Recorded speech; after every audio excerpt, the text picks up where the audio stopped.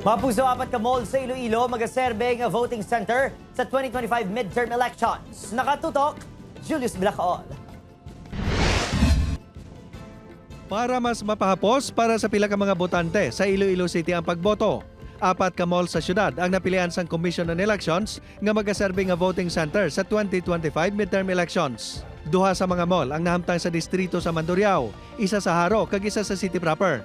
Sa sini nga mga mall, natala na magboto ang mga botante nagikan sa 8 ka mga barangay sa syudad. Bali ang mga barangay nga kapalibot sa mall sa di na-locate ang mall, no, kay para nga mas mahapos sa ato nga mga botante. Ginpasalig man sang Comelec nga manginhilway sa anuman nga katalagman ukon kalakasan ang voting centers kag ang mga botante nga nagapadulong sa mga ini. May mga personnel sang PNP nga iga-assign sa voting centers. Magluwas pa sa mga security guard nga naka-assign diri. May ara gidya ang Comelec nga iga-provide, no, ang at least duwa ka security personnel from PNP nga maga-secure sang aton mga paraphernalias, no, ang magpatigayon din sang kalinungan.